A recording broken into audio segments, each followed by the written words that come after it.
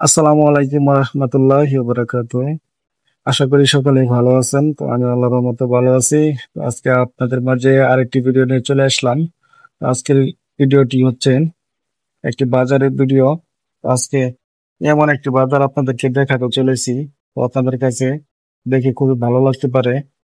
আজকে আসলাম ব্রাহ্মণবাড়িয়ার নাসিরনগর থানার একটা ছোট্ট বাজারে। তো বাজারটির নাম হচ্ছে ভাগী বাজার। এই ভাগী বাজার আসলে এটা একটি হিন্দু অধ্যুষিত এলাকায় অবস্থিত এই বাজারটি। এই বাজারটিতে আপনারা যা দেখতে পাবেন 98% মানুষই হিন্দু অধ্যুষিত হবে। তো এই গ্রামে আসলে একটি পরিবার ও মুসলিম পরিবার নাই। এখানে যারা আছে সবই হিন্দু পরিবারের লোকজন, সবই হিন্দুদের দোকানপাট। হিন্দু মানুষ যারা আছে তাদেরই আসলে দোকানপাট গুলা সবগুলো। তো বাজারে এসে খুব ভালো লাগলো সকালবেলা।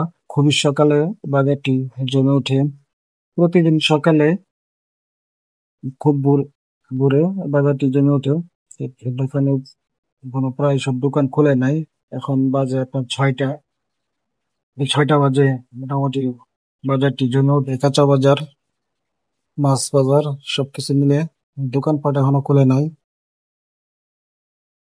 তো বাজারটি খুবই ছোট। ছোট থাকলেও বাজারটিতে মোটামুটি মানুষের সমাগম মোটামুটি ভালোই। তো দেখতে পাচ্ছেন আর দুধ নিয়ে বসে আছে দুধ বিক্রি করার জন্য। একজন শুটকি বিক্রেতা শুটকি বিক্রি করতেছে। তার এখন যেটা দেখাবো এটা হচ্ছে মাছ মল, মাছের বাজার। তো দেশি মাছ, একেবারে হাওরের, একেবারে খুবই সুন্দর সুন্দর দেশি অরিজিনাল মাছ। এই মাছগুলো আসলে খেতে খুবই সুস্বাদু হবে দেখেই মনে হচ্ছে। খুবই তরতাজা, একেবারে নগদ মাছগুলো ধরে এনেছে।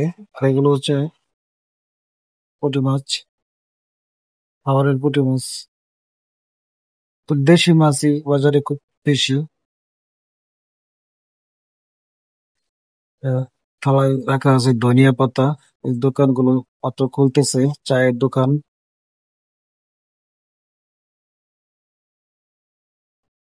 তো আসলে বাজারে এক কাপ চাও খেতে পারলাম না, আমার মনে ঠাই হলো না, যার কারণে আমি এক কাপ চাও খাইনি বাজারে। তো দোকানগুলা কিন্তু খুব সুন্দর। আসলে ছোট ছোট দোকান, ঘরগুলো খুবই ছোট ছোট।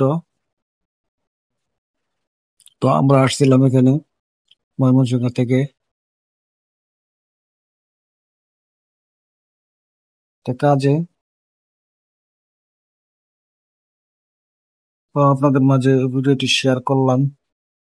এটি আসলে একটি প্রত্যন্ত অঞ্চল, এখানে যানবাহন খুবই কম। একমাত্র সিএনজি ছাড়া মানুষের যাতায়াতের জন্য গাড়ি ঘোড়া খুবই কম। আমরা আসছিলাম এই গাড়িটি দিয়ে কাঁঠাল নিয়ে। তো কাঁঠাল নামাইতেছে একজনে। এই এলাকায় কাঁঠালের প্রচলন খুবই বেশি। তার কারণ হচ্ছে এই এলাকায় একটি কাঁঠাল গাছ নেই, যার কারণে কাঁঠালের চাহিদা একটু বেশি। কাঁঠালের মোটামুটি ভালো দাম এই এলাকায়। তো ভিডিওটি কেমন লেগেছে